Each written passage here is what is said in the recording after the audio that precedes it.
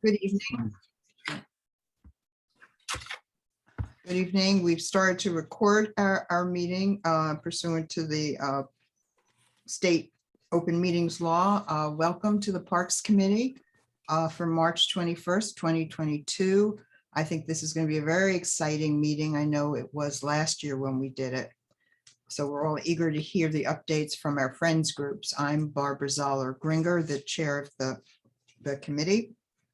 And we generally ask our committee members to keep their videos on, and we ask everyone when you're not speaking to please mute.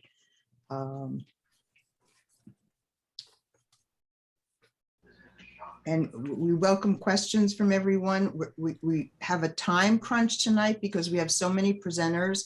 So we're going to ask people, even our presenters, to be concise. We're going to ask the presenters to try to stick to 3 minutes. We have heard really extensive reports on how you came about and what you are last year. So we do have that basis. And we do want to give people opportunity to speak. I would say, let's see how it goes. If you have a question, please put it in the chat, and Taya will be good enough to monitor it. And we'll have the presenters speak, and then when they're finished, we'll try to do the questions as we go along in case anybody has to leave. Just a reminder that if you or anybody you know needs a special accommodation to attend these meetings, please contact the district office. I'm going to turn this over for a moment to my co-chair, Andrew Lastawecki, and have him introduce himself. And then if we could just go around the committee members, each one introduce the next one, please. Andrew, you're muted. Andrew Lastawecki, pleased to see everybody. Andrew, introduce the next person. Well, if I could see them. Jennifer, you're on the next row, so let's go. Jennifer Melby, member of the committee. Carolyn, Sorry, Carolyn Hubbard, Commoner. Carolyn Hubbard, Kamanan Weary. Pardon me for not getting your whole name. That's okay. Let All the right. next person introduce themselves. It's easier. Suzanne. Hi, everyone. I'm Suzanne Quint, member of the committee and member of the board. And Lenny, thank you so much for taking the minutes tonight. Okay, thank you. I'm Leonard Levington, member of the committee. I think that's it. I don't see anyone else from the committee at the moment. So thank you for being here. I'd like a motion to approve the agenda for this evening. Suzanne, Andrew, Dwayne, thanks for voting, but only members of the committee can vote on these things. Anyone object to the agenda? Okay, thank you. And the minutes from February, which I sent out on February 23rd, I didn't hear any, I didn't get any feedback for changes. Can we have a consensus of approval for the February minutes? All right, thank you. All right, now we come to the exciting part of our meeting, our roundtable of our friends groups. And I want to thank everybody who's here for being at tonight's meeting, because we really appreciate the updates. And I want to ask the committee members to pay particular attention tonight, because we want to take away from this subject matters that we could include in the district needs statement that we'll be starting to work on shortly. So clearly we'd love to hear updates from last year and what you have to say today. And I've extended this invitation before, but we want you to come to our meetings, not just when you present and talk about your projects, but please come all the time. And if you want me or someone else from our committee to come and talk to your groups about our Parks Committee, I think we all have a real connection here. So please don't hesitate to ask. We'll be glad to come and talk to your groups about the Parks Committee. We're always looking for new ideas, and it's a sounding board. We want to hear what's going on and see how we can help. And I think it's pretty safe to say that the parks and playgrounds that are in the best position are those that have friends groups. So I think we all know here, sitting at this table, how important friends groups are. So I want to give a special thanks to Taya for putting together this program. She really did it from soup to nuts. So I owe her a very big debt of gratitude for doing that. And she sent me a list today. So I think we're just going to go in the order of the list. And it's really alphabetical, not according to your name, but according to the organization. So with that, we're going to start with, we have two representatives actually from the Brooklyn Bridge Park Conservancy, Nancy Webster and Sarah Kraus. Again, we're asking people to try to limit their presentations, and we're turning it over to you. Hi, thank you. I'm Nancy Webster. I'm the executive director of the Brooklyn Bridge Park Conservancy, and Sarah Kraus, who is here with me as well, is with Brooklyn Bridge Park Corporation. And the Conservancy, and Sarah, please jump in should you want to say something. And I guess the Conservancy is the friends group here, and we work in close partnership with Brooklyn Bridge Park Corporation to provide, the vast majority of Brooklyn Bridge Park's free public programming. And we were founded in 2008. And I'm sorry, we were founded back in the 80s. Every year we do a wide variety of cultural, recreation, and education programming, and we've typically serve around 130,000 folks a year at our programs. What I wanted to focus on today with this presentation is our environmental education programming. And with that, I do want to take a moment to thank the committee for having me and having all of us here today, and for your work in fostering public participation and outreach, not only in parks, but in all, the issues that affect CB2. So the Conservancy's environmental education really focuses on the ecology, if you will, of the East River estuary, and we have a wide variety of programs that we do for school groups and the public at large. In a typical year, we will serve over 20,000 children and families in our programs. If you go to the next slide, you will see this is a shot taken inside our Environmental Education Center. Our Ed Center, which is located at 99 Plymouth Street in Dumbo, basically right underneath the Manhattan Bridge, serves as a home base for all of our environmental education. So not only our school groups, but for the public at large, we have open hours at Center a week on Tuesdays, Thursdays, and Saturdays. And the Ed Center is full of a series of hands-on exhibits, an East River aquarium, and other sort of small animal exhibits that focus on the plants and animals that you can find in Brooklyn Bridge Park and the park's sustainable design.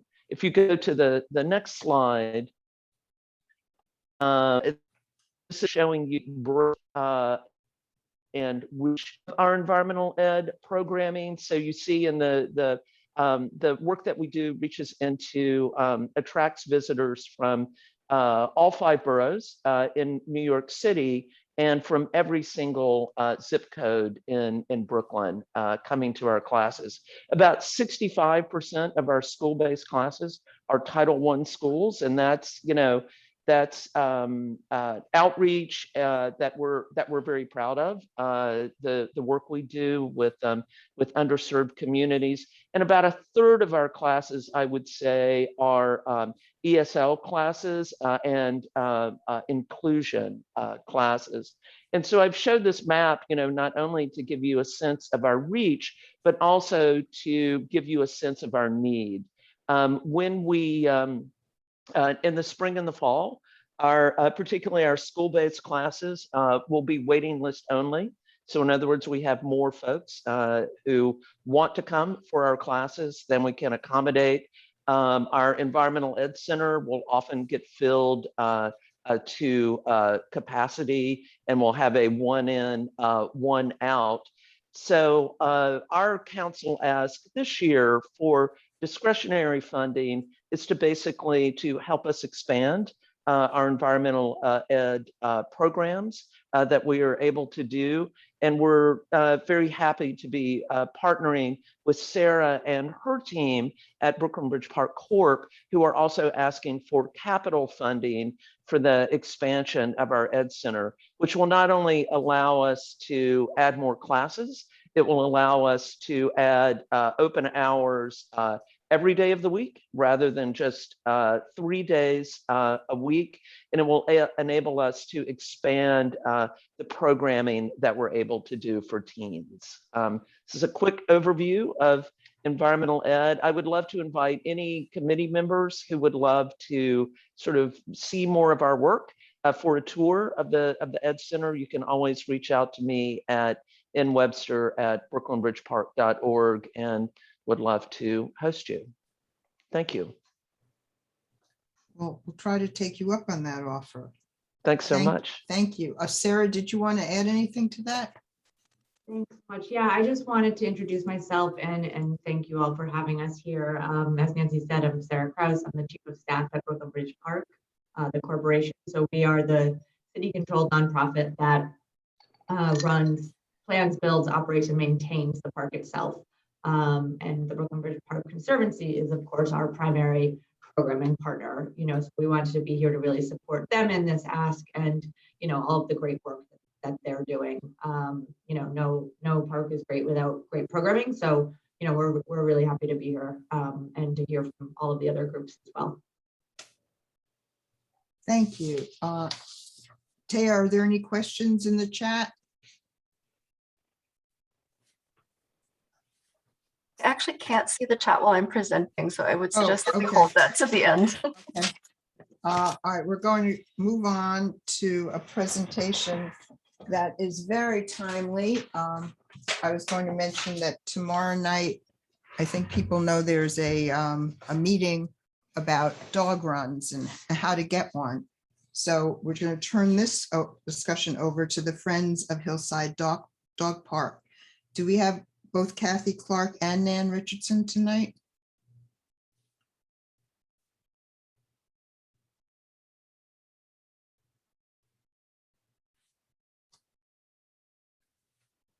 Are either of you here? Kathy Clark. Hi, Kathy Clark. Sorry, I was on mute. That's okay. Nan was unable to make it, and I'm here to present. I recall we were asked to give 3 slides, good, bad, and goals. I will tell you what we accomplished last year. We resurrected our 501c3. That was a ton of work. I didn't realize how many months that would take, and our bank account. We're ramping up a little fundraiser for a May 1st deadline to really tackle our erosion problem. That is a fun festive day at the park. When we're tackling our erosion problem, we want to make sure we do not interfere with the kids who come out in the winter and sleigh. So you can see on the right here, that's our erosion problem. That every time it rains, it just flows right down that hill out onto Vine Street. And another ugly thing about our park lately is the garbage has really gotten out of control. And one reason is there's a lot of film crews in the area, and their craft services tend to they decided our dog park is where they should dump their garbage at the end of the day. I did make a complaint with the city about that, but we're constantly cleaning up food waste from movie sets. And then the last slide is just a goal for the future. Just a beautiful, clean park. We want to do some plantings this spring along the fences to help keep all the soil and wood chips in the park. And we want to purchase a new picnic table, and one of our willow trees died, which I told are very good source of really retaining water in the ground. Any other tidbits, any folk out there want to help us with any sort of advice on plantings and trees that will help with our soil erosion. But our goal this year is to do quarterly cleanups, hopefully with the parks getting wood chips and soil. And then with fundraising, we're going to buy that tree and a lot of plantings along the perimeter of the fence. And always getting ideas from Brooklyn Bridge Park when I walk through there. They're beautiful plantings, and very jealous. And that's it for Friends of Hillside. Thank you. Yes, thanks so much for being here. I don't think we have anyone tonight from the Cadman Park Conservancy, but I was fortunate enough about 2 months ago to be one of the people who participated in a planting day. And I was planting tulips there. And I have now once a week checking out what we refer to in my house as grandma's tulips. And so far now the greens are pushing up, and I have a feeling any day now we're going to start seeing some flowers. So I know we'll hear back from the Conservancy soon, and they'll give us an update about what's going on this spring. I've seen Renee Scotland on here, so I'm going to turn it over to you, Renee, as head of the Friends of Commodore Barry Park. And thank you for being here tonight. Oh, it's my pleasure. I'm going to echo what the young lady said representing Hillside, that we were given 3 items to tackle. So if you pull up the first slide, okay, let's start with the first slide. We all suffered during the pandemic, but I have to say that we as a group managed to have a lot of programming in the park during 2021 and including 2020. So this is a collage of the events that we organized. The 3 that I'm most proud of is the Community Heroes Project, an exhibition that we partnered with Fort Greene Park Conservancy, and in the top right corner are the banners. And we had 2 movies in the park that we organized ourselves. And the third thing that I'm proud of is our 2nd annual Community Friends Day, and we were able to bring a live band into the park. As I've always said, that our biggest focus is caring for the park, of course, and having cleanups, et cetera, and the planting of daffodils, but most especially is the programming that and the time that we put in to arrange activities to bring people into the park, because that is really important to us. On the second slide, the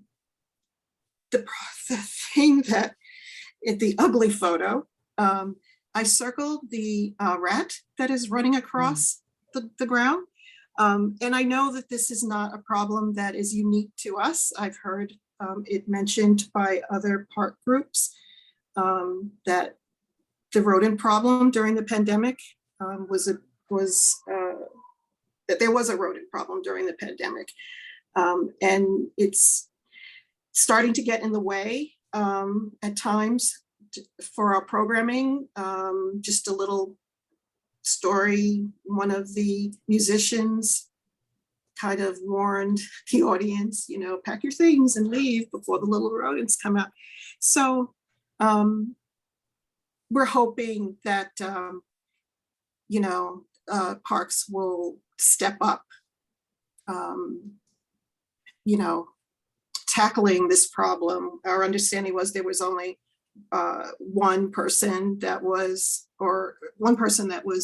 dealing with this issue in the district, which seems like a heavy load to me, but there is evidence that it's hard to bring kids into the park and do weeding, etc., when there's the fear of these rodents. So the third thing is a collage, another collage.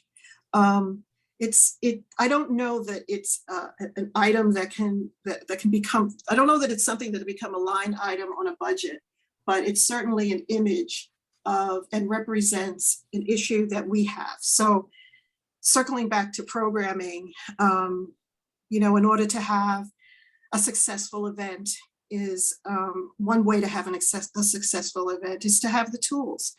And through grants and in-kind donations, we've managed to amass quite a lot that has enabled us to have these events and also be socially distant with tables, etc. And so I present this to you as what it looks like in my home. And what we're hoping is that maybe with the help of your board, that we could get some ideas on what we could do for storage. You know, I like to say if we get the storage, we'll figure out a way to get it to the park.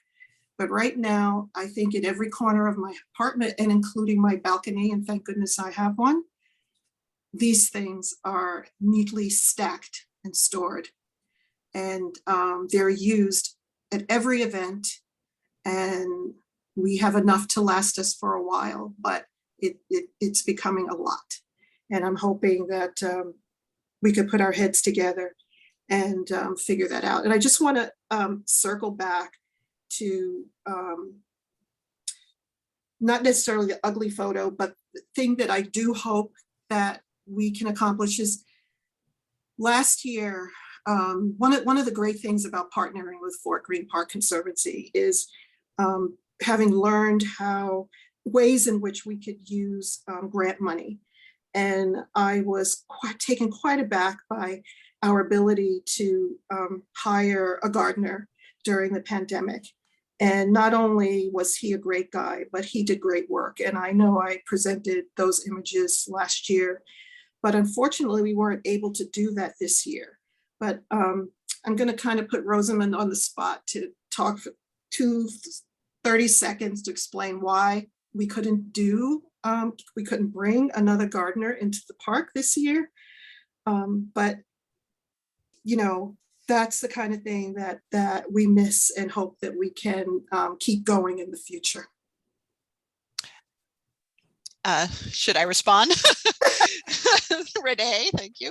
Well, you're Rosamond, you're next up on my I am. list Okay. anyway. So Okay, why don't great. you respond? You can have an extra 30 seconds. Sure. So obviously, we loved partnering with Friends of Commodore Berry Park on a number of grants, and we're really excited about having shared staff that were working at both parks. But we were told that, you know, the regional crew would do it, and that we were to, you know, not do that going forward. So that's a New York City Parks question. And so I know Renee has been advocating for additional time of the regional crew. You know, I think it would be awesome to advocate for a dedicated crew at Commodore Berry Park, but I know that usually they usually require a supervisor or a dedicated park director for that to happen. But, you know, there could be a scenario where we're more creative about that, of course. But yeah, it goes back to New York City Parks and advocating for it. Thank you. Does it make a difference if there are volunteers who do it? Well, Renee, I know, was thrilled to see having a staff person, not just volunteers, Right. Renee and Yeah. everyone has awesome volunteers at the park, but they have other lives, right? Right. Yeah. So it's just something to think about. Okay, so Rosamond, I know you're here with, is it Shakara Petaway? Shakara, yep. Shakara, so you now have the floor to talk about Fort Greene Park. Great, thank you, and thanks for the opportunity to share out about the last year and upcoming. So last year, I just want to highlight a couple of things that were really important and meaningful to us. The first was that you see this beautiful image here. This is the main lawn, formerly affectionately called the Dust Bowl, in Fort Greene Park. So we finally decided it was time to give this a look, improve the lawn both ecologically and improve it for an array of park use. When we decided to do this, we of course wanted to be very careful about making sure that every creature that uses the park, including all of the dogs, had plenty of places in the park to use. And we partnered with the Park Users and Pet Society of Fort Greene Park to do this lawn pilot. But this, you see the northern section of the main lawn here, which was done in August of last year. And in May, we'll be starting the southern portion.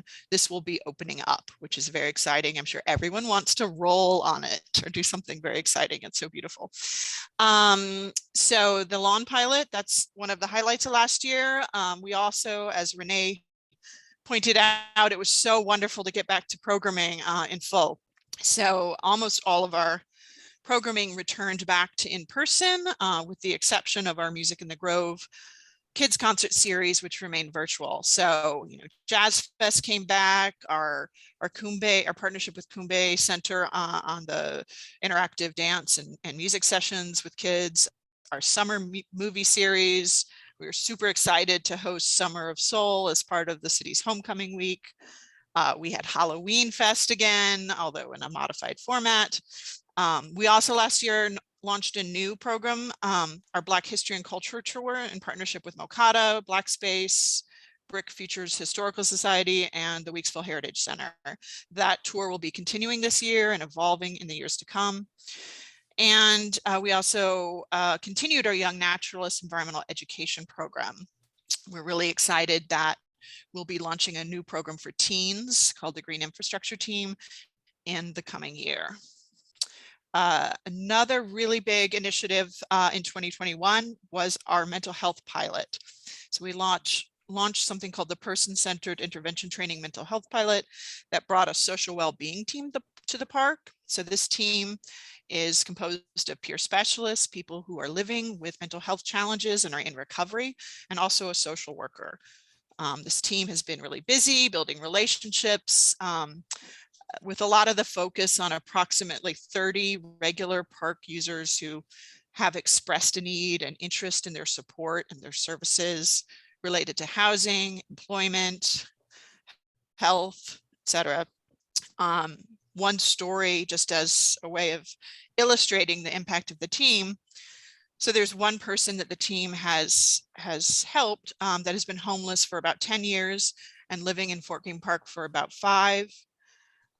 She refused to go to shelters because she had a history of being beaten by a sexual partner and being badly beaten at two of the local shelters as well.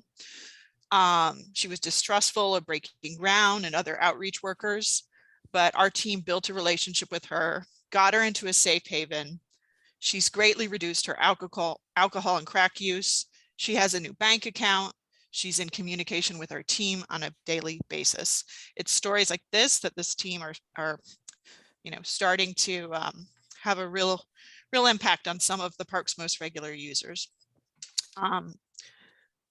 The team, the mental health team, will be expanding its scope beyond this group to do more expansive programming like weekly grounding sessions. So anyone that really wants to meet the team will be welcome to join one of those sessions Fridays at noon. And I'm going to pass it to Shakara to talk a little bit about our current needs. All right, hello everyone. So as you see here, it's a picture of our historic perimeter wall, which is surrounding the majority of the park. We have listened to comments and concerns from the public, including members of this committee, actually in terms of the state of the wall. And we have begun to, or we've done an initial assessment to sort of look at what's going on. And this sort of shows a good picture of a lot of the things happening across the wall. For instance, we have several coping stones and capstones. So those are the stones on the top that are loose and seem to be coming off. This picture in particular also shows that one of the piers on decal is actually collapsing. So that's the column there. And we have missing stones, graffiti on the walls, and there are areas that need repointing between the stones. So we just want to share that we are aware of this need, but we've been asked by parks to pause repairs until after the currently scheduled capital improvements have broken ground, which at the earliest will be in fall of 2023. We also, like Renee at Friends of Commodore Berry Park, are dealing with an increase in pests at the park. And so we have begun a threefold approach to trying to address this. One of those is we're experimenting with rat traps, which are supposed to be a humane approach to trapping the rats. That was actually piloted by Mayor Adams back when he was the Brooklyn Borough president. And so we're trying to experiment with that. We also are doing improvements to our waste management systems. For instance, our corral, where we keep the trash that's collected in the park to later be collected by Parks Department in their compactors, was typically just kind of like left in the corral in the open. We've gotten new dumpsters to store them in there to kind of disrupt food access for the rats. We also would like to replace the current trash cans that we have in the park with rat-proof trash cans. The problem with that is that these cans are unfortunately $844 each, and it's not currently in the park's budget to purchase them. So given the number of trash cans that we currently have, and if we include recycling bins, that would cost about $65,000 to replace all of them. And then the third approach is asking for help from community members as they use the park. So one thing is to be mindful and place trash in the appropriate receptacles instead of leaving it out on the lawn. And then there is also a way to do it beyond like actually being physically in the park, which is the city has a great composting program going on. And luckily in our immediate area, they have restarted curbside composting. Those brown bins, if you have access to them, are rat proof. So if you are separating your food scraps from your trash, then that actually, once again, limits the food source. If you don't have access to brown bins, however, you could also use any of the food scrap drop-offs, such as the one at the Green Market on Saturdays at Fort Greene Park. And their drop-off runs from 9 a.m. to 2 p.m. on Saturdays. You could go to grownyc.org if you don't want to use that one to see what other drop-offs are in the area or that are close to you. And then finally, we started a new volunteer program last year, our Monday morning cleanups, and those will get relaunched again on June 6th, so the Monday after Memorial Day. And that's just a good way if you want to get in and physically clean up and get some of the food waste and stuff out of the park or into a bag so that we can then get that out of the park. That's a very useful way that you can support us. All right, next slide, please. So one thing that we would like to look at in the future is doing a renovation or remodel of the comfort station at the Myrtle Ave playground. So that is something that is not currently included in the scheduled capital improvements that I mentioned earlier. And we've paid for porta potties in the past for last summer to help increase capacity, but we'd like to see a permanent improvement and expansion of that capacity. Additional improvements, including increasing the number of stalls, is being able to make it more safe and inclusive, so that it can accommodate everyone regardless of age, gender, disability, so on and so forth. We also would like to improve the overall safety of the area, including better lighting in that spot because it does get pretty dark. Can I ask you to try to wrap up in a minute so sure. we can go to the next Yeah, presenter? we're almost done. This is it. And then we'd like to have a potentially larger renovation that helps us to separate the playground area from the busy commuter corridor that runs through the playground next to the bathroom. Yeah, and just last note on that is we're aware that New York City Parks is interested in prioritizing this improvement, but we've been asked to pause on this until after currently scheduled capital improvements have broken ground. Okay, thank you. I know the Conservancy does a terrific job there, and there's always a lot to do in any of these parks. It seems like it never ends. So continuing on with Fort Greene, we have Sam Burns from the Fort Greene Tennis Association. Hey everyone, yeah, glad to be here with the Fort Greene Tennis Association. If you don't know, there are 6 tennis courts at Fort Greene Park, and we're a nonprofit. We've helped to manage these courts since 2009. We run tournaments and other events. We help the Parks Department out with court maintenance and the Parks attendant with managing court reservations. People who want to play at the courts, they come in person to sign up and we help with that process. And we raise money to help repair the courts when they need it. So we've gotten more popular over the years. We've got more than 1,000 people following us on Instagram and on our Sam, mailing list. excuse me 1 second. If someone Yeah. is typing, could you please go on mute because it's very distracting? Thank you. Yeah, thanks. And so yeah, we've gotten more popular over the years, and we've raised over $150,000 since we began to resurface the courts twice now. And also, like, our growth really took off during COVID because a lot of people got really interested in tennis. It was a good sport to play in COVID times. So we just had tons of people come to the park to play tennis. And that's kind of kept up. It hasn't died down at all. Obviously, COVID's still going on, but just that trend keeps going. So yeah, there's some evidence of what it looks like when people want to play at the courts. This is just people waiting to sign up to get a court. Obviously, a lot of people. And yeah, this is just our last slide, but I'll just talk a little bit about what we kind of need in the future, the not so distant future. Our courts are more than 30 years old, just the underlying foundation.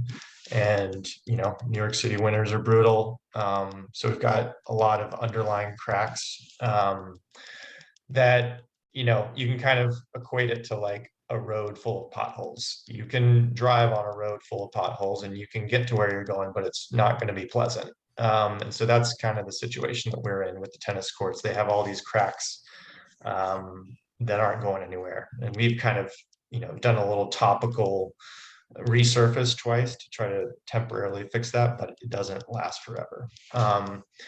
So what we're trying to do is a more permanent fix, and that's what we're really focused on. We want to try to get it done in the next 5 years, but obviously this is a really expensive project.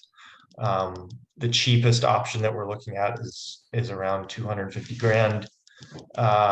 We raise around 15 to 20 grand a year, so we're not going to be able to get there on our own. So we're looking at different sources to try to get to our goal, whether it's government or private, community, or most likely a combination of all those things. So that's us, and that's what we're going to need in the near future, and that's what we're working on. Thanks. Terrific, thanks. So I'm glad you gave us that figure. That's how much it would cost to redo, to take it out of the just resurfacing, but to do a much better job.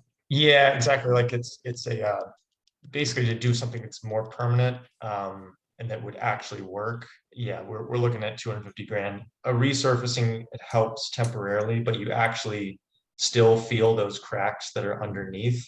they're kind of soft spots, and if you step on it, it's soft. If the ball hits it, it just kind of dies and rolls on the court. And have you So, started to raise the funds for that yet?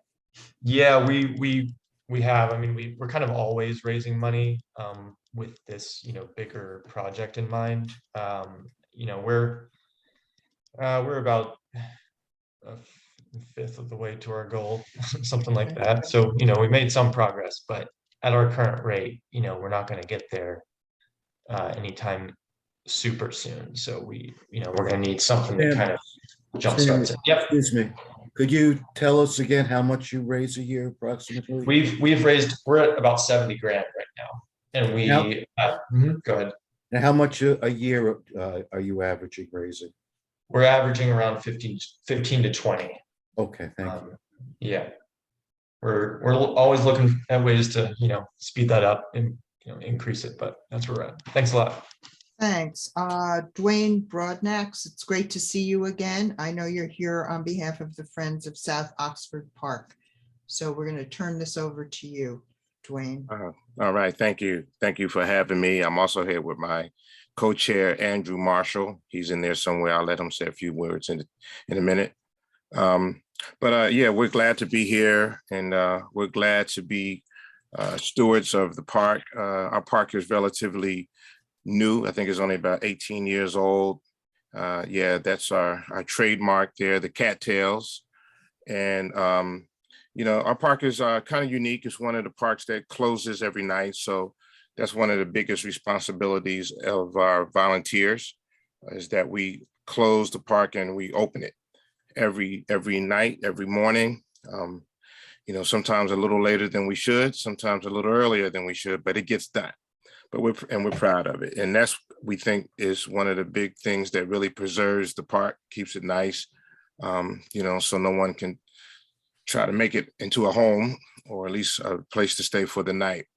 But we have our needs just like everyone else. We've been fortunate to have a whole bunch of activities in the park, and we're looking forward to resuming a lot of the activities again this season. That's one of our book readings. We invite authors to come and read their books and give their books away. A new author just sent her books to me today, a young lady named Stacy Hobby. So we'll be giving those books away. We look forward to our movie series again, our concert series. I kind of chuckled when Renee spoke of Renee at Commodore Barry about one of the concerts she had at her park, because I was one of the musicians in that performance. I wasn't one of the ones that talked about the rats, though. That wasn't me. But so yeah, we look forward to resuming some of our activities in person and just get the community back out and enjoying fresh air and open space. However, we're still trying to accommodate certain things. One of the challenges we have at South Oxford Park, that's the commissioner there. We had silent disco, and he was leading the way. He did a duck walk all the way around the park, and I have proof. And we look forward to having the silent disco again this year in our park. It's a tremendous hit. People come up to us, Andrew and I, always asking when we have that back. One of the challenges in our park is that we don't have a comfort station. So oftentimes we have to put porta potties in there at our expense. And we hardly have a budget, but we, through the support of some of our politicians and our local businesses, we are able to scrape up some money and get get a porta potty in there. So again, this summer, it's the same challenge. We're trying to get, some money to get our comfort porta potty in there, so that people don't have to run back home to take their children just to use the bathroom. Another challenge we have there is that it's a no dog park. And especially if you're anywhere near Fort Greene Park, that's a big difference because we have the turf. So it's challenging to monitor that, because sometimes people come with little dogs and they feel that a little dog shouldn't be problematic, but it is, as we all know, because a person with a big dog just sees that there's a dog in the park. So they figure, well, I can bring my dog. So we're always trying to manage that and govern that and gingerly, politely let people know that it's a no dog park. And most times people are polite and they will go ahead and leave. But one of the things, the walkway around the turf is beginning to buckle. So we really need to start working on resurfacing that and actually replacing the turf. The turf is a general lifespan of turf is about 10 years. We're now in year 18, I believe it is. So the turf is beginning to show signs of wear and tear. So we've been lobbying with our local parks people and whomever will listen to try to get the turf replaced. And now we got to get the walkway repaired a little because it's beginning to buckle and the kids like to ride their scooters and that becomes a little bit of a hazard for them. But overall, we've been enjoying the park. We're happy to be members of the Friends of South Oxford Park, and we're glad to just to be there. I'm going to turn it over for a couple minutes. Let my co-chair Andrew Marshall say a couple words. Thanks so much, Dwayne. Good evening, everyone. I'm Andrew Marshall, Vice Chair of Friends of South Oxford Park. And Dwayne covered most of it, but he left out one thing. We have a sprinkler system that comes on every summer and the kids love it. They can't wait for it to go on. Unfortunately, it's not very well maintained. And what happens is as soon as the warm weather comes and the sprinkler goes on, it runs continuously. So if you could imagine water coming out of this, geyser type of thing, or the spray from the cattails running 24 hours, 7 days a week, for a couple of months, you could imagine what a waste of water that is. So we would appeal, to have maintenance done on that. I'm sure it requires a professional plumber, but that's one of the things that mostly that is the thing that I take note of, and it's been going on for several years. So any support that the community board can give as far as us getting a plumber in there to fix that, I would appreciate. Dwayne covered everything, so thank you very much. Thank you, Andrew. I know last year we heard about the problems with the turf and there were concerns about toxicity of it. Has the Parks Department done any investigation or about? The Parks Department filled in a patch. There was a patch, 1 foot by 1 foot patch roughly, that they filled in recently. As far as toxicity, I don't know about that. I mean, we've had, the park was open in 2006 and I haven't heard any, some people would prefer natural grass, but, until you explain to them, the effects on the environment of having natural grass, the fertilizing, the water, the machines that need to cut it, natural turf, we find to be better suited to what we do in this park. So, Dwayne. Yeah, and so we're still hopeful that they will replace the turf. They did reach out to us to say that they're looking into it some more. Okay. Yeah. Good to hear. All right, thank you. Can I ask a question about how much the porta potties cost and where they came from? Where you got them from? Yeah, that's a good question. Last summer we rented summer before last, I should say, we rented the porta potties through Parks Department. We didn't know that was even available, where we used to rent them directly from Mr. John. And at that time, they were costing us, when we rented them directly, about $250 for a rental, with like a day's rental. But we would usually get it for a weekend because most of our events are on Saturday. So they would deliver it on a Friday. We keep it till Monday. But it will cost us about $250. But when we rented it just recently, a couple of years ago through Parks Department as the conduit, it cost us about $150 a month. Wow. Yeah, and we kept it there for the whole summer. We paid a little additional because we wanted it cleaned more often. With that, I think for that 150 per month, it came with one cleaning, and we wanted a few additional cleanings. So I think for that whole summer, we paid, I don't know, less than $1,000, and the community was just, shaking our hands and just patting us on the back because it was such a needed item in the park, because the park is, with kids, all the kids are running, they hiding behind trees trying to relieve themselves.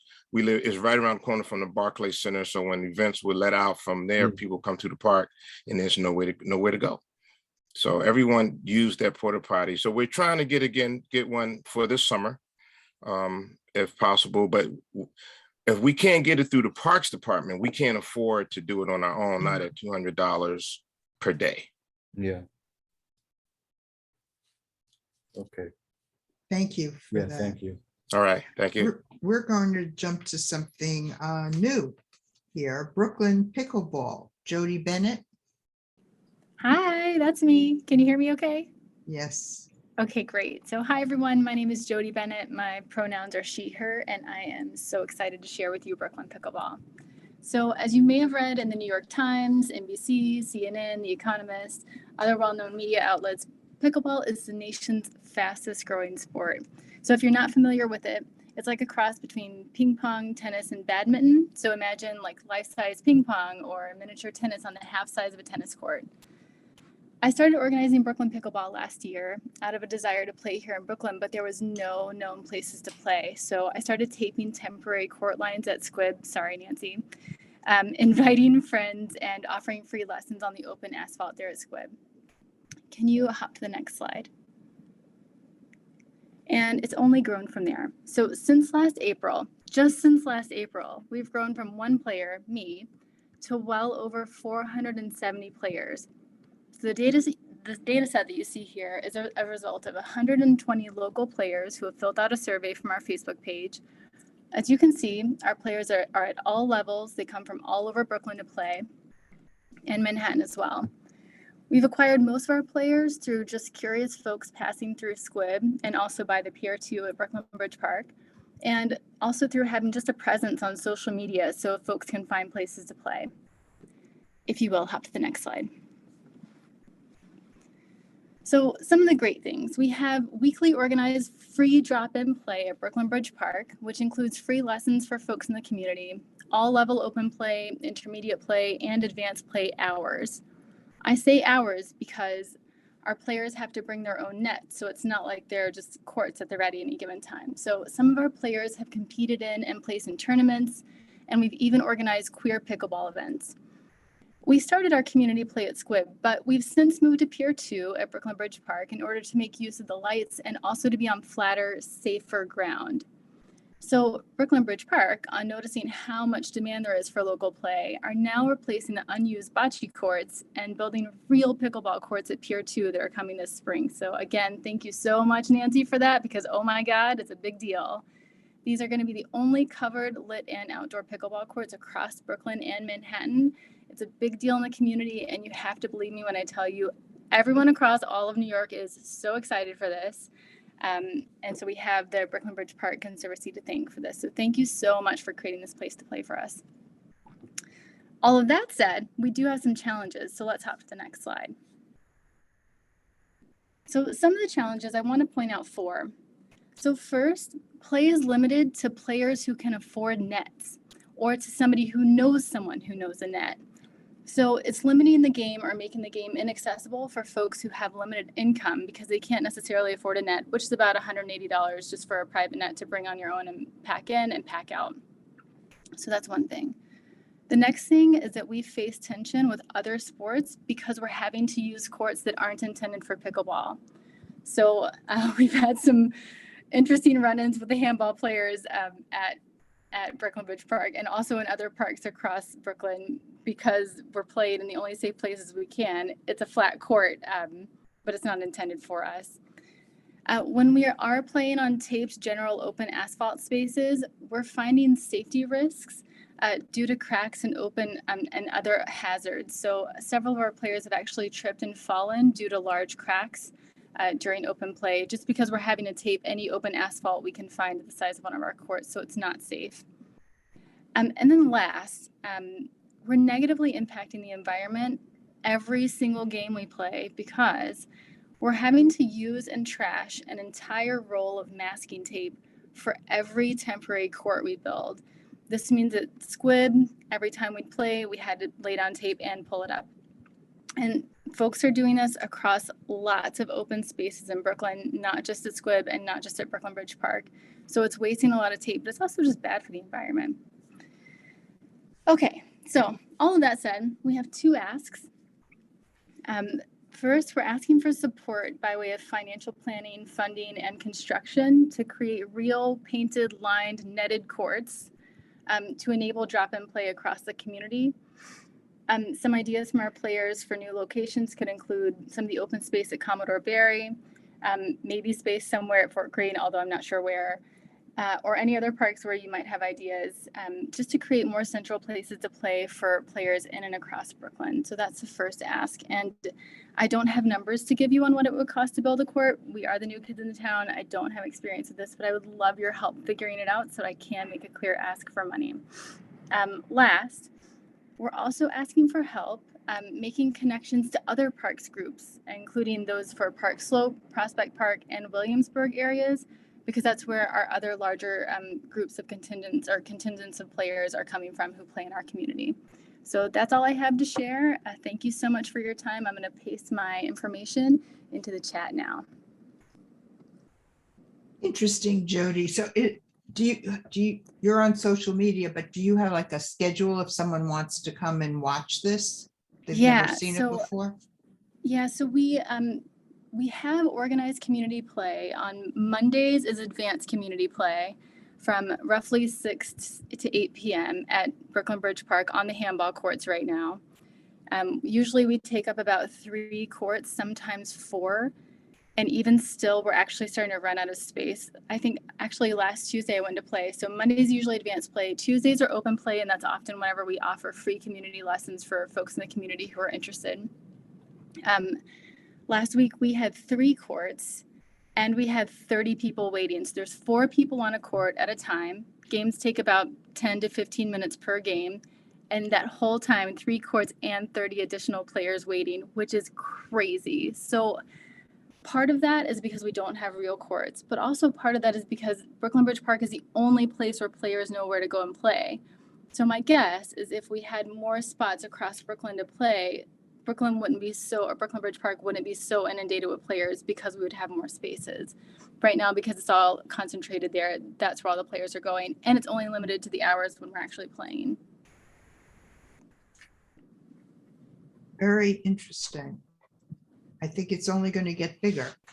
I think it's only going to get bigger. It is the nation's fastest growing sport, and in a year, over 470 players in a year, like that's crazy to me. So everyone, I don't know, all the folks that I've spoken with have been like, oh, I've been looking for pickleball to play. I haven't known where to go. I just searched you on social and that's how I found you. Or I just walked by and I saw pickleball. I haven't played since high school. I love this. It's so great. It's affectionately known as I hate saying this, as an old person's game because it doesn't require a lot of mobility to play.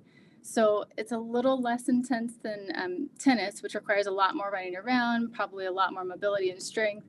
So it's a lot more accessible for folks with a bit limited mobility and limited speed. Great. Thank you. We'll look forward to hearing more about it. Thank you. Thanks for letting me share. Now we're going to turn this over to Carmine Raimondi, who's going to be talking about a brand new park and a brand new Friends group, the Friends of Susan Smith McKinney Park, previously known as Brooklyn Bridge 2. Oh, as it says on the Hi, good evening, everybody. My name is Carmine Raimondi. I am the new Partnerships for Parks Outreach Coordinator. I believe you worked with Delancey for a while and then Claudette and Hannah. Yeah. So, I don't want to interrupt you, but I wanted to mention to Jody, I didn't know if you had reached out to Partnership for Parks. No, so the folks that I reached out to have been Brooklyn Bridge Park and then also the New York Parks Department, and they referred me to speak with our CB2 board. So that's how I reached out. I'd love connections with other folks with whom you think might be good for me to be in touch.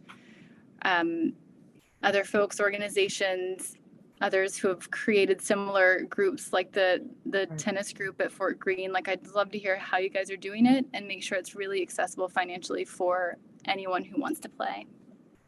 All right, well, Carmine, we're delighted to have you here. I didn't realize your connection to Partnership for Parks. I thought you were just talking about, so we have a lot to So I'm actually welcome. not, yeah, thank you. I'm actually not going to talk about Susan Smith McKinney Stewart Park tonight. Oh. I'm really just here to give an introduction, explain our program to those who aren't familiar with us. But next Wednesday, I will definitely be part of the Susan Smith McKinney Park meeting. So I think I'm really looking forward to that, and I'm really looking forward to working, getting to know all of you. For those who don't know, partnerships. What meeting are you referring to next Wednesday? That Wednesday, March 30th. Oh, okay. It's the Friends Group meeting. Okay, go ahead. Yes. So for those who are not familiar, Partnerships for Parks is a public-private partnership of the New York City Parks Department and the City Parks Foundation. And we're able to, work with community members across the city. We're able to bring resources of both the agency and the foundation to our community groups. So I'll be covering, I just started a few weeks ago, so now I'm covering, Community Board 2, District 2 in Brooklyn. For those who haven't worked with us before, we help groups to facilitate cleanups and plantings, maybe help you get started, help you brainstorm and work through the Parks Department to host an event. At Partnerships for Parks, we have a team that offers a small grant, but also helps groups look into other funding sources that are available. We have a team that works to do some, like I like to call, professional development classes, whether it's one-on-one coaching. They do some workshops throughout the year that are on a variety of topics, from bringing in new volunteers to working with your elected officials, to really, it kind of ranges the gamut depending on what the needs and the asks are. But I'm here. I had put my phone numbers and email address in the chat. I know I had emailed a few of you this afternoon.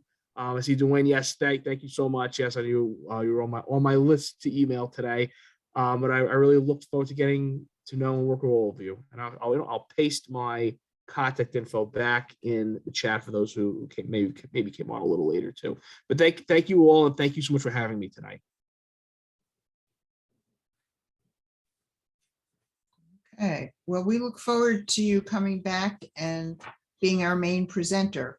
And please come to our meetings. We'd love to have you, and we're delighted to have you aboard. It's definitely, thank you.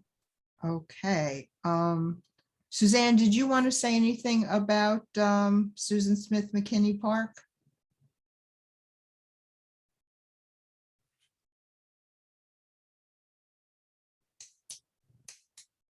Hi. Can you hear me? Yes. Okay. Oh, hi. Yeah, I would just add that we're getting excited for Susan Smith McKinney Park to open this spring. And we've brought together a collection of stakeholders from across the surrounding neighborhoods.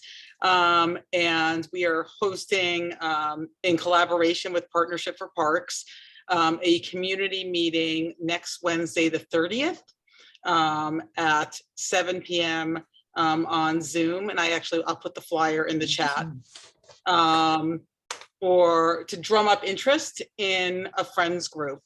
The park is right next to York Street Station. Excuse me. And we're really excited about, having a group in the neighborhood, or a park in the neighborhood, that can really bring communities together and be community led. So working together with Dumbo Action Committee, Farragut stakeholders, Adams Street Library, PS 307, Dock Street School, everyone is on board and reaching out to their communities. Welcome folks here to join if you're interested in getting involved in a friends group that'll be starting, with the opening of a park.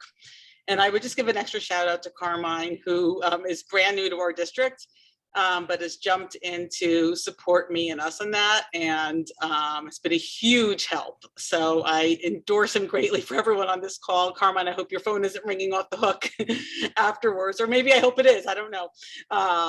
But we're really lucky to have Carmine in our district now.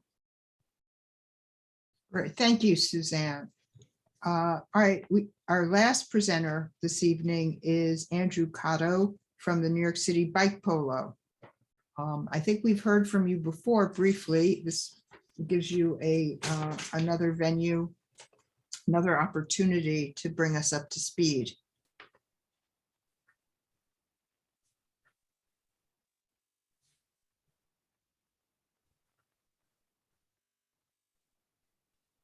Andrew, are you still with us? He's muted. Come off mute, my friend. There we go.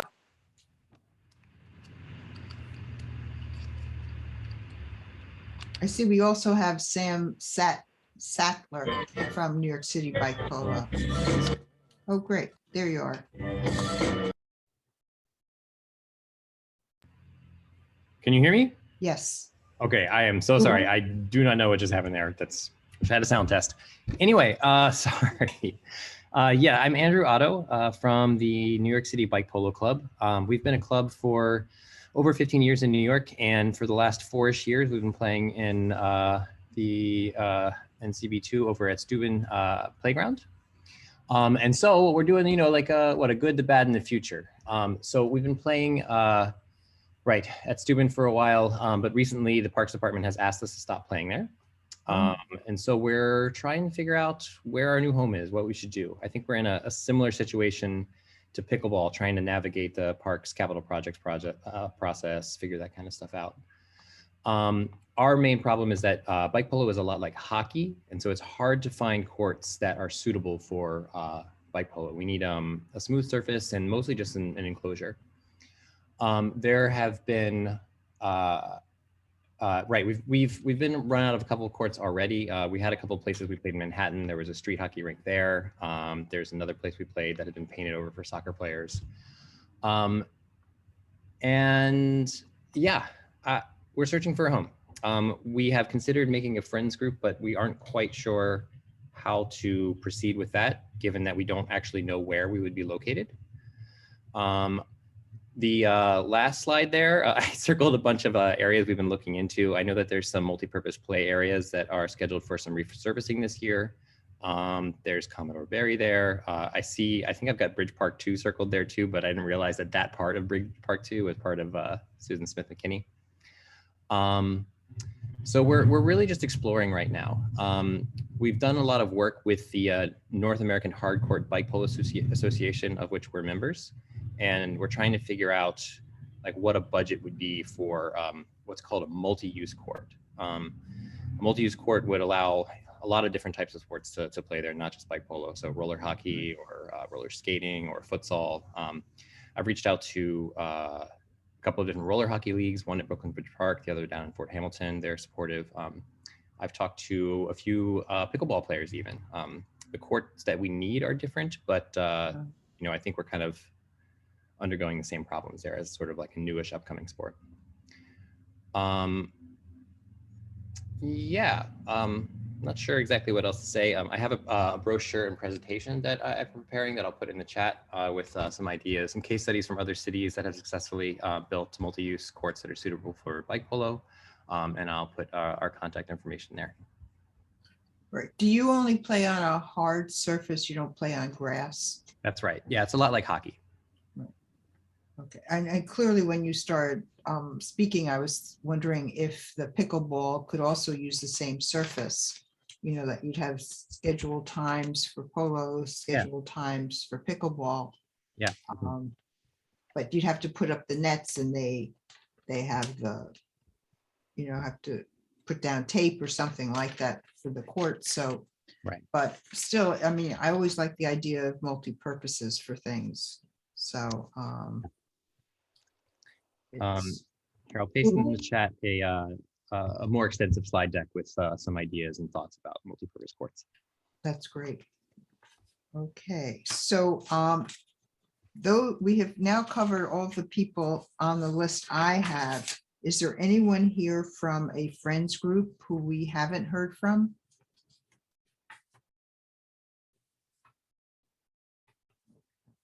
Now, I didn't actually see any questions in the chat, but I'm going to start off with committee members. Do any committee members have questions for any of our presenters?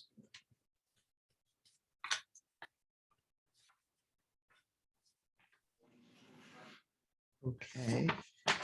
Do I have any community board members here who are not on our, Andrew, now you have a question. Not a question, but I wanted to suggest to Jody to invest some time and walk around some of our parks and fields that are affiliated with schools, and there might be some places that you could actually use. There are some places that have handball courts that are hardly ever used. Oh, yes. Oh, I'm fully aware of this. And many of our players have already taped lines there. They've taped them. Some players in some places have gone rogue and painted lines at some of these handball courts.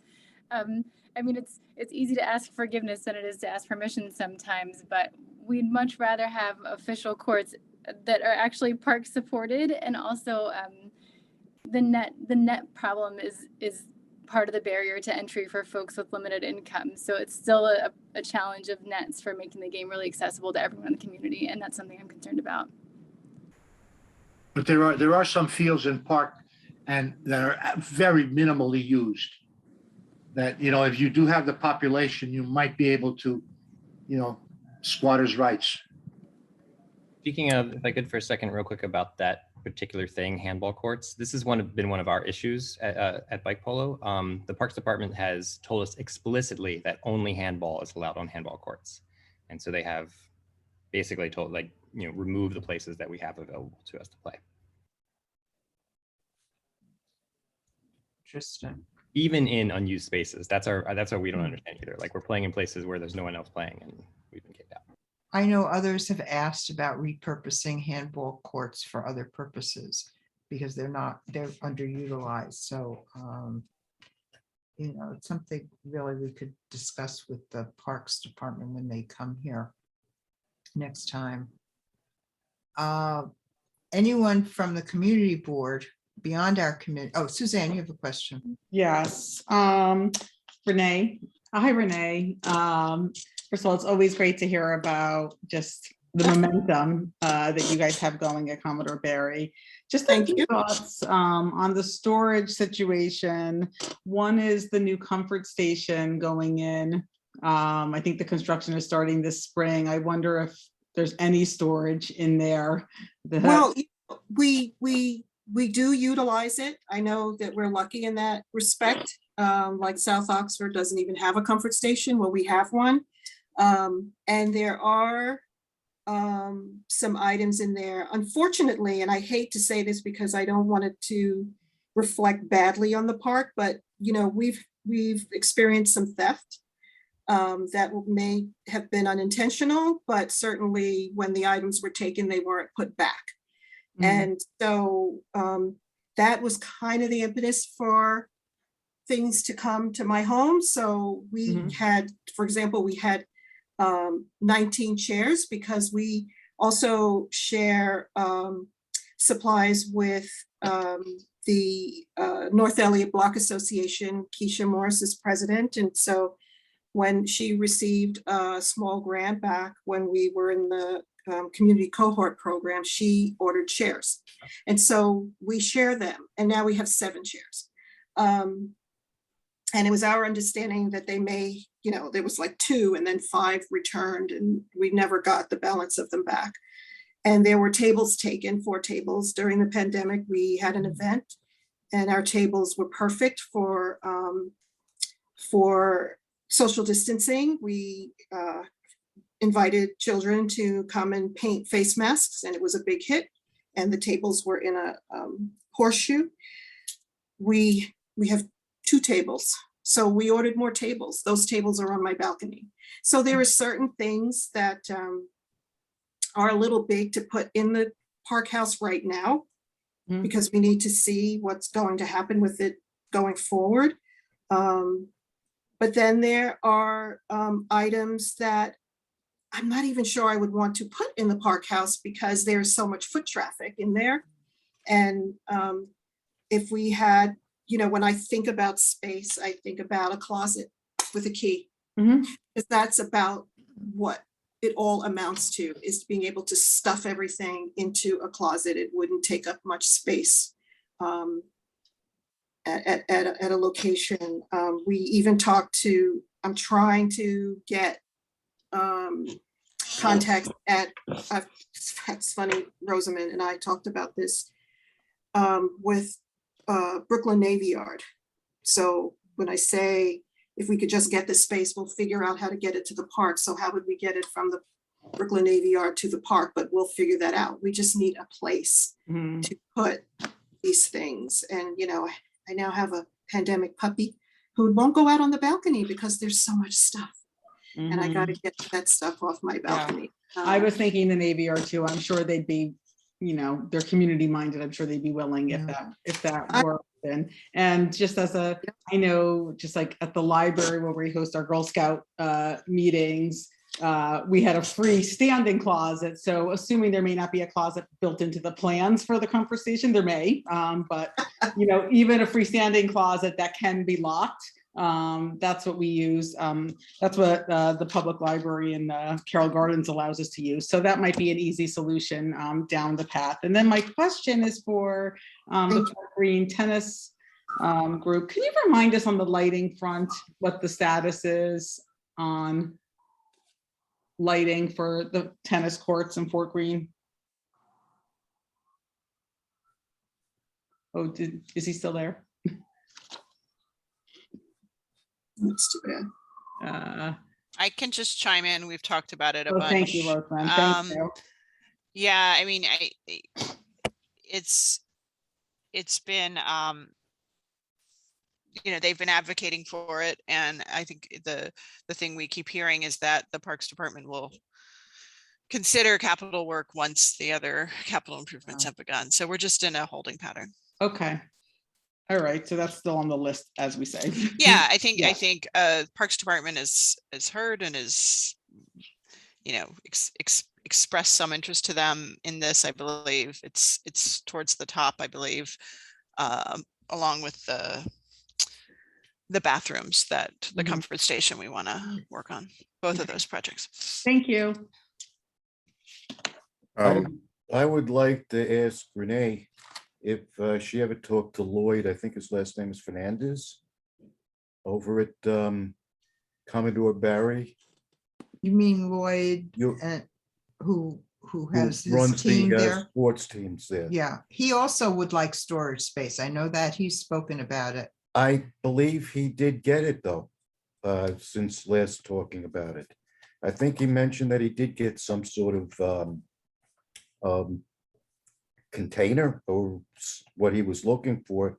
I believe he said that it was working. I may be wrong, but I kind of remember that. And if you could talk to him, Renee, he may be able to help you, let you know how he got what I believe he did get, and how well it is or isn't working for him. My guess is he supplied that himself. And Renee, I was thinking, Wegmans was such a interested partner for some of those events. I'm wondering if they might have some space if you felt it was secure.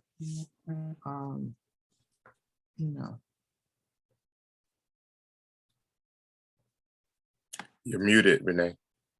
Permanent storage lockers. Thank you. Yes, I will look into Wegmans definitely. That's one of our goals, to build that relationship this summer.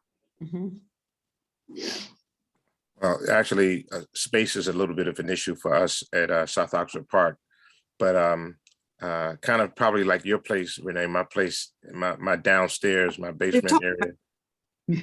Yeah. I have a lot of equipment down there. You know, we give books away at all of our events. We give the books to the children. So so I usually invite people to donate books to the Friends of South Oxford Park, and they do. And there's a lot of them in my basement, which I'm happy to have. You know, all of our movie equipment, screens, speakers, you know, it accumulates fast. And I have it sort of tucked away. You can't really tell it's there until you open a particular door and step aside. Here it comes. So yeah, so we are too looking for some type of storage space. You know, it's not really paramount right now, but in the future we'll need something. So Renee, please keep us posted on your success of that. Inquire together. Yes. Yeah. Any other committee members that have questions? Well, I don't know that it's a question, but I'd like to, well, I guess it is a question. I'd like to ask Rosamund if somebody, and I don't remember who it was, but somebody from Fort Greene was at one of our previous meetings a few months ago when we were talking about trying to get the Parks Department to look into having a dog park at over here. I'm trying to remember the name of the place, University Place. Yep. And I don't remember who it was that was at the meeting. It was not. It was probably Ed Sen, who was on our staff and has since left to work for the city. But yeah, Shakara, who's on the call, comes to all the meetings now instead of Ed and I come in. Okay. The ones I can.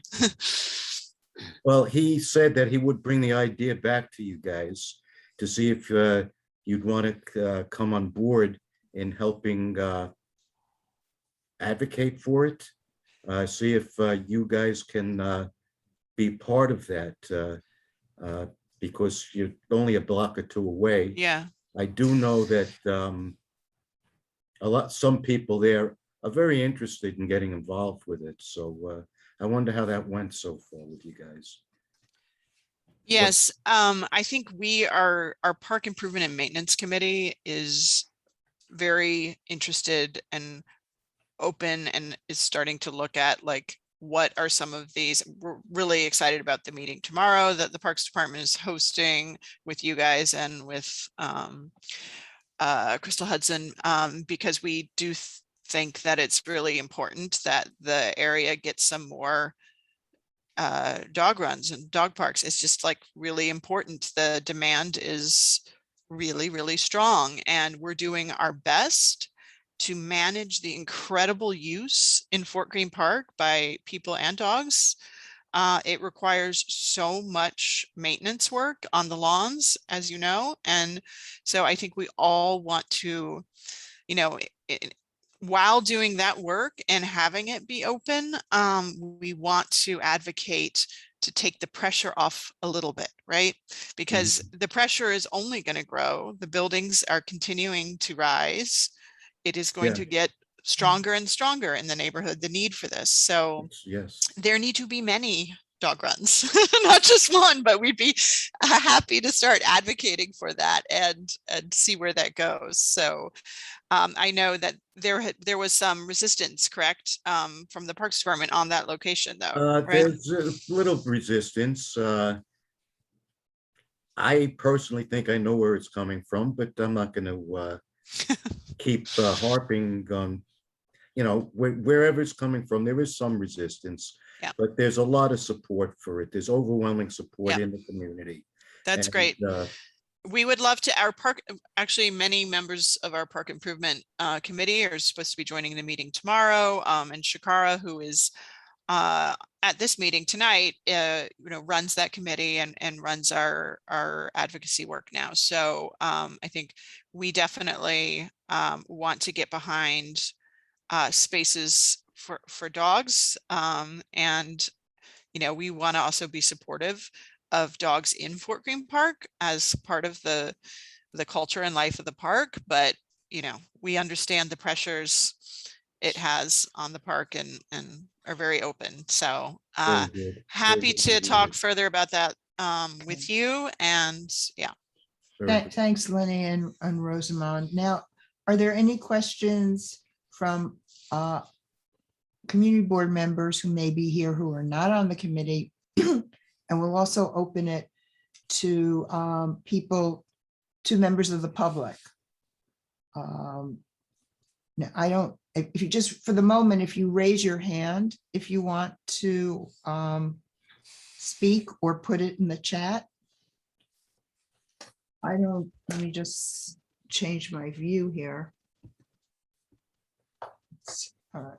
Jody Bennett has a question. I do, thank you. Okay. I guess I'm curious, because this is my first time here, I actually don't understand how this group works with the Parks Department. Can you maybe help me understand a bit more about what gets done here then gets moved up to the parks, or how are decisions made? Well, I don't know that that's a very easy question to answer, but I'll try to. I think we get matters in front of us in different ways. For instance, you know, this group here, the Friends group, that we've also had the local gardens, community gardens, people come and talk about those. So these are, you might say, these are informative meetings on the one hand. On the other hand, the community board issues a district-wide statement of needs where we try to prioritize what we think the different city agencies should be focusing on in the upcoming budget year. And the budget year, the city's budget years are way ahead.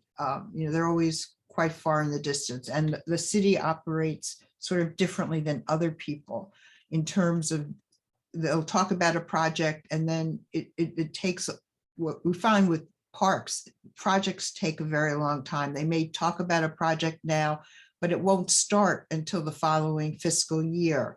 And then there might be a year of development, and then it starts. So these are all long-term, and projects like that have been delayed or put off, or they didn't start because of COVID.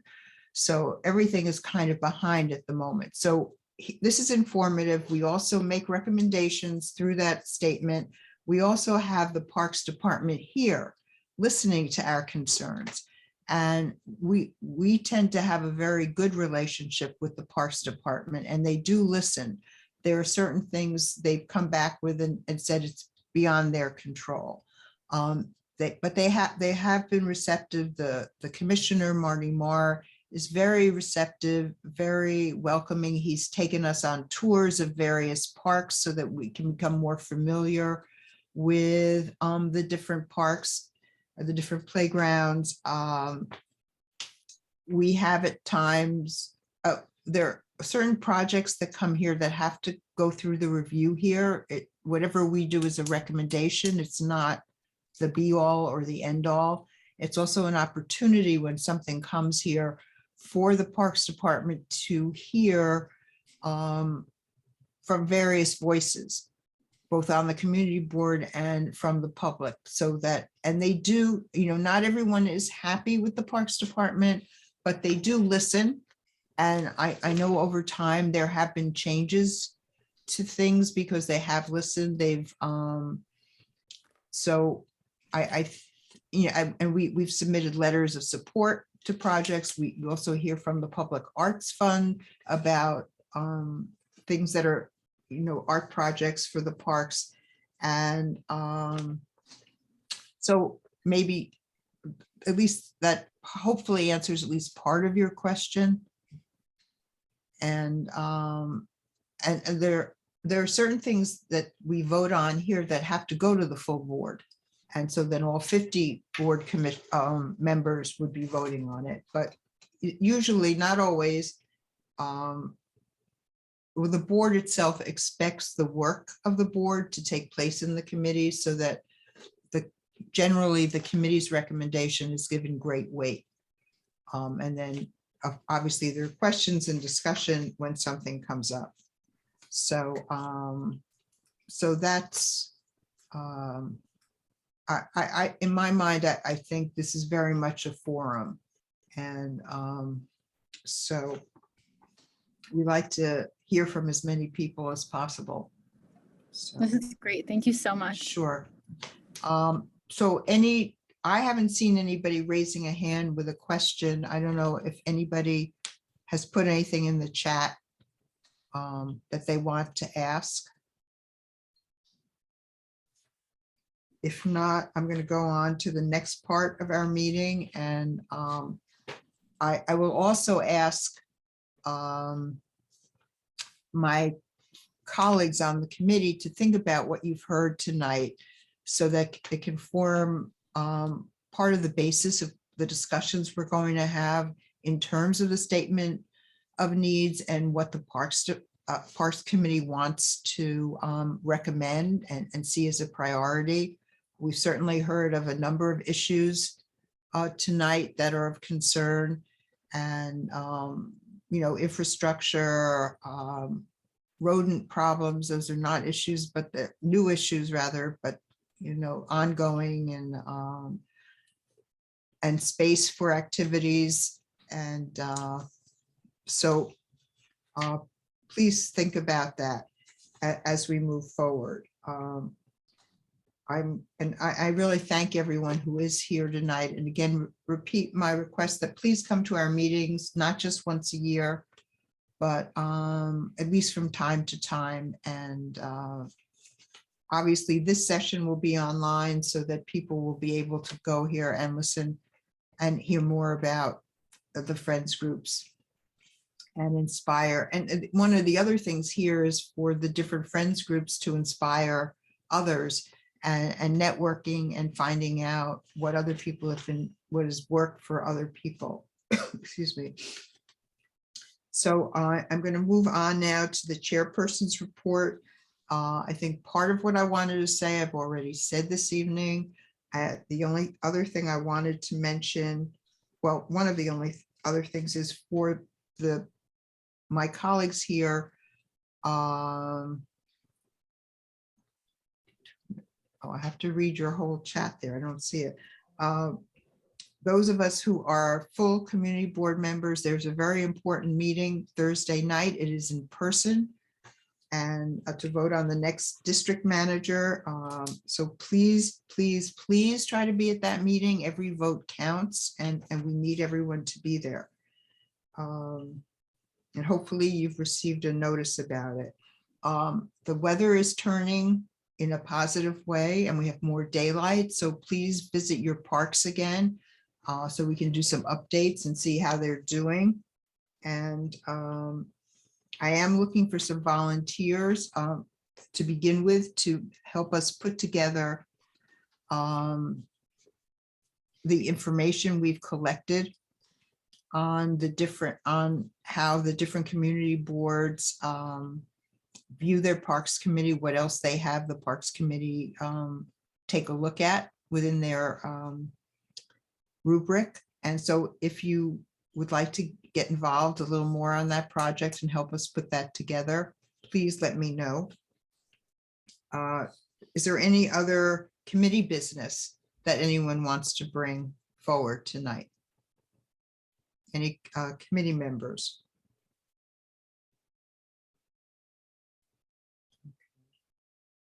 All right, then I will open it up to everyone on this call. If anyone wants 2 minutes to bring something. I know Richard Morrow is on the call. I know he's going to want to speak. Do we have other people in addition to Richard who want to speak this evening? I just want to make sure everyone gets a chance.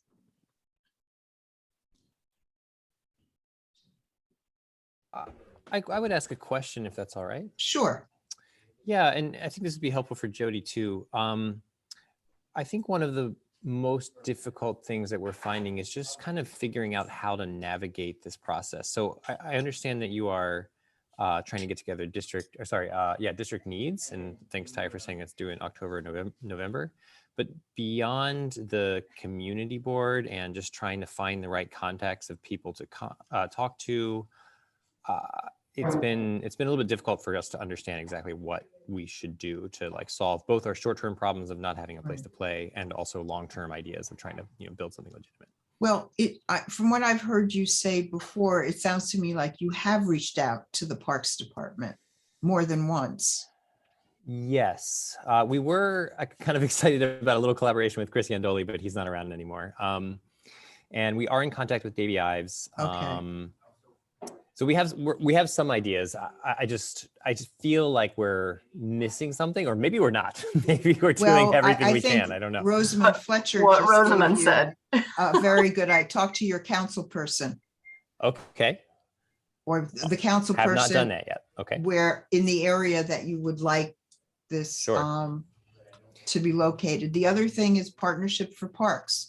Right. Carmine, you heard he's a great resource. The Okay. partnership is a terrific resource. You don't have an easy ask. Yeah. Both of you. So it also speaks to, we need more open spaces. And that's a difficult thing. And we have heard that we are actually pretty fortunate in Community Board 2, that we do have a good amount of, and I think the other thing is you have to, kind of think outside the box. I don't know if there are any, I was thinking of Brooklyn Tech has a field. I mean, I don't know if there's any way, there's any school field that you could, have you been to McLaren Park? They've got a really nice field there. But I think, I'm not sure, forget whether, I don't think it's grass. And I don't, maybe if you set it up, if you ask for a specific period, don't say, we want this, but you say, can we use this on Saturday mornings from 9 to 1 or 4 to 7? Sure. Maybe, or maybe some of the friends groups here listening, again, I don't know what space concerns are, your availability. I like the idea tonight, both for you and for pickleball, or particularly for pickleball, Commodore Barry, that does have some spaces that are underutilized. And, go to a park or playground area that you think, and scope it out and present an idea of how this could be used on a part-time basis for your purposes. Sure. Yeah, there's the short-term problem, which is like, where do we play now without a big capital project? And our problem is that there aren't actually any spaces really, aside from maybe handball courts, if we bring some of our own barriers, because it's like hockey. Like, imagine playing hockey on an open like asphalt field or something. So there's no enclosed spaces that we're technically allowed to play on. Right. Well, I know Gluconda Park, skate park, there's a handball court there, which is totally underutilized, and they would like to use for the skateboarding. There's also that big field right there that it belongs to the school, but that they use as well, I believe, right adjacent to Gluconda. Right, I know what you're talking about. Yeah, I don't remember what the surface is there. The surface is probably good, but the walls are a problem. But do schools often? I hadn't even thought of like talking to schools about. I don't know. I really don't know. But Yeah. if there was some arrangement, as to how you would be taking care of it. Sure. And whatever. Sure. That'd be something I guess you need to talk to DOE about. I'm not sure. Right. Is there so you mentioned some handball courts, and that's one of our issues, is that we've been playing on the Steuben handball courts, and a few weeks ago, a parks enforcement officer came and explicitly told us that we weren't allowed to play there, and they would ticket us if we continued to do so. Did you discuss that with Davey Ivy? Yes, they say that it's just not, they can't allow bike polo and handball courts, is what they said. And those are the closest thing that there are to possible spaces. It's a tricky problem. Yeah. Or Anyway, do thank you know you. what people do in other cities? Have you looked around? Yes, they either have gotten the cities themselves to build multi-use courts. There are a few examples of those, and some of those are in the presentation that I linked. Or they just do what they can, like what we've been doing for years. You know, play in the spaces that we can find. You know, in some cities they modify them in ways without permissions from the park department, which we did a little bit for a little while.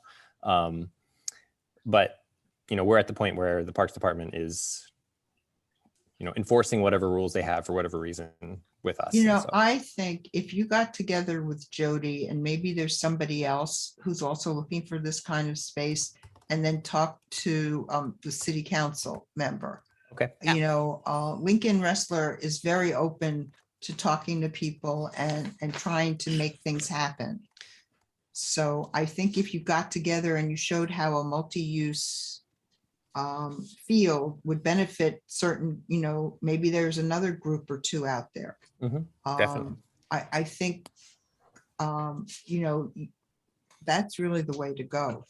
Where can we find this area to put in a multi-use court, and that all these people would, run it together, when I say oversee it together, and you'd work out the schedules and all. I think that really, maybe is, it takes work. It takes work. I just got a thought. In the park that I've been looking at, the name is escaping me, up on DeKalb Avenue, Muckatoo above Fort Greene Park. Edmonds Playground. Thank you. Edmonds Playground has an area with three tennis courts that are never used. They're there. It's part of their schoolyard. There's a school there. But obviously the school is not open on the weekends. Those courts are not used. And it's a huge area. How you could wall it off, that's probably the wrong term. How you can enclose it. My idea of creativity, my son was a hockey player. He still is, but he's 30-something years old now. But when he was a little boy, over at Prospect Park, they used to put fire hoses down and fenced off, in effect, as an area where they taught hockey to these little boys. That could be an enclosure, something like that, to use that would stop the ball. I don't know how high this enclosure would need to be, because maybe the ball would bounce over it. But that's an area I know that's open and not used. Right. And that could be an option. I don't know if tennis and handball has a particular rule in the Parks Department, but that's the impression that Davey was giving us, that those two types of courts are specifically for those sports. And I'm sure we could get away with it for a while in places like this, but we don't really want to be ticketed. One thought on that, building on the last couple of comments, is that we've had success in, I would say, getting around some of your typical rules on enforcement, et cetera, if we call it a pilot. And I think what Barbara was describing as a multi-use pilot, getting the council members' support, getting, as many people involved, and calling it a multi-use pilot is probably like a really good way to go to solve your short-term issue while you're advocating for the long-term solution. That's an interesting idea. Okay. Then they're not threatened. It's right. It's seen as temporary. There's a reason they're breaking the rules. Right. You've done that for other things? Is that what you're saying? Yeah, our mental health pilot with our social well-being team, which basically asks the Park Enforcement Patrol to back off and let this other team of people living with mental health challenges interact with park users instead of Park Enforcement Patrol. So you can imagine that's a situation where parks had to agree to change their protocol a little bit. Similar things. Pilots calling it a pilot can be helpful. Okay, thank you. I want to now let Mr. Morrow, who's been very patient, have an opportunity to have the floor. Thank you, Barbara. Good evening. My name is Richard Morrow. I'm the captain of the New York City Park Stewardship Program for North Heights, Fulton Landing, Dumbo, Vinegar Hill, and Farragut Housing, as well as a licensed citizen pruner. The Parks Department Stewardship Program is always looking to develop new stewards. I know you enjoyed the Trees New York presentation and learned how their programs can be incorporated into our parks and surrounding areas. The Stewardship Program has many programs that can help our parks and our community. It would be wonderful to have them make a presentation. The city's trees need our help. I'll put a contact in the chat. Trees New York informed us that about their many incredible programs. Please, it's important to keep contact with them and bring their knowledge and activities into our community. Remember, we are always looking to train new citizen pruners. On a scientific note, a new scientific study came out recently from Spain that showed that living near green areas reduces the risk of suffering a stroke by 16%. The risk of suffering an ischemic stroke, the most common type of cerebrovascular event, is 16% less in people who have green spaces less than 300 meters from their homes. I'll put that research project into the chat as well. And now the unthinkable. Scientists express alarms as temperatures near both poles soared 50 to 90 degrees above normal this weekend. Temperatures in part of Antarctica were 50 to 90 degrees above normal in these last recent days. While earlier this week, the mercury soared over 50 degrees Fahrenheit higher than average in the areas of the Arctic. With everything going on in the world right now, the dual polar climate disasters of 2022 should be a top story. I'll put that link in the chat as well. I am always honored to speak at your meetings. Have a thoughtful next few weeks. Richard, I have a question. Isn't the stewardship program part of Trees New York? Am I? No, the stewardship program is a Parks Department program. Oh. And basically what they do, we go into city forests and do things. If you need mulch for a project you're doing anywhere on your street, they bring mulch, they'll supply tools, they'll give help. That's why I think we should really make every effort to get them, like you did for Trees New York, come and make a presentation. Here, hon, Leo. Look, come here. Okay, thank you. All right, Taya, do we have anybody else who wants to speak during a community forum? I don't see any hands. Okay, any new business?